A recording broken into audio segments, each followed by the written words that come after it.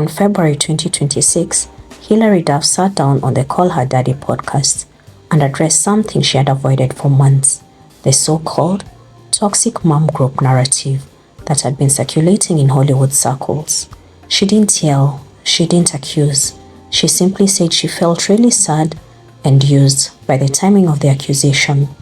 And that timing is what makes this story interesting, because 5 days earlier, which is on February 20th, 2026, Hilary released her first album in 11 years.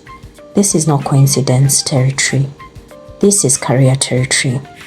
Today, we are not dissecting gossip. We're examining how a former Disney teenager quietly built a $25 million independent empire and why that independence changes everything about this moment. Public narratives in Hollywood rarely exist in isolation. Weeks before Hilary's podcast appearance, actress Ashley Tisdale published a reflective essay about feeling frozen out by friends. Online speculation followed. No direct accusation, no confirmed targets, but internet culture filled in the blanks.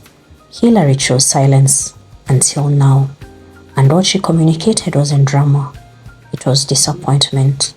For a woman launching an independent-owned album after more than a decade away from music, that distinction matters, because when you control your release, your masters, and your distribution, headlines carry financial weight. Hilary Duff was born in Houston in 1987. At 13, she became Lizzie McGuire on Lizzie McGuire.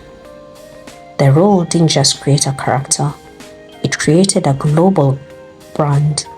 And like many early 2000 teen stars, Hilary's image was carefully managed, relatable, grounded, approachable. She transitioned into film with a Cinderella story and Cheaper by the Dozen. At the same time, her album, Metamorphosis, went multi-platinum. By 18, she had sold over 13 million records worldwide. But here's what separates her. She stepped back. When fame became chaotic in the mid-2000s, Hilary pivoted. That restraint built longevity. Instead of chasing headlines, Hilary diversified. She authored books, she built brand partnership, she starred in long-running television series like Younger, and later How I Met Your Father. These projects weren't flashy, they were stable, and stability compounds. Her estimated worth in 2026 stands around $25 million. Not from one explosive deal, but from layered income streams, residual, executive roles, equity, that's strategy. But here's what changed in 2026. For the first time in over a decade, Hilary didn't return to music under a major label. She returned as an owner. Her new album, Luck or Something, released on February 20th, 2026 through her own imprint, Sugar Mouse Inc. The detail is crucial. Owning masters means long-term royalty control, licensing power, distribution flexibility. This is not early 2000 Hilary following label instruction. This is executive Hilary structuring her own rollout. That kind of independence alters how outside narratives affect you. Because when you own your platform, controversy doesn't remove you, it tests you. Hilary's brand in 2026 isn't just nostalgic, it's motherhood as leadership. She holds executive roles with Neutrogena brands and Carter's. She launched Below 60 Degree, a home fragrance line. She isn't monetizing fame, she's monetizing trust. That distinction is why her demographic has aged with her.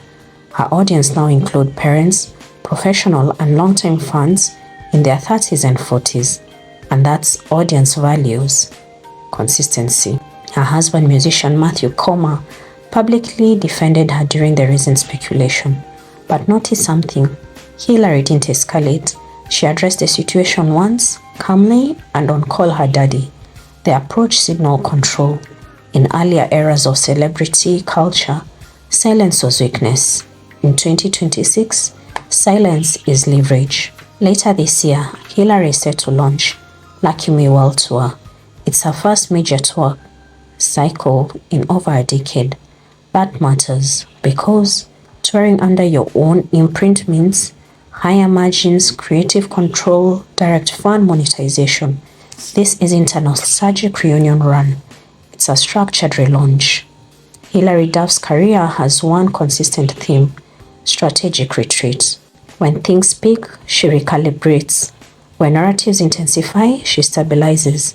When industry shifts, she pivots. That's not luck, that's pattern recognition. From surviving the paparazzi era of 2003 to navigating motherhood in the social media age to owning her own music in 2026, she has quietly built durability. The mom group headline may fade, the podcast clip will cycle out, but ownership remains, and that may be the most important part of this chapter. Hilary Duff isn't fighting for relevance, she's operating from independence. Does the response change how you view the situation? Or is this simply another example of how timing shapes perception? Let me know in the comments.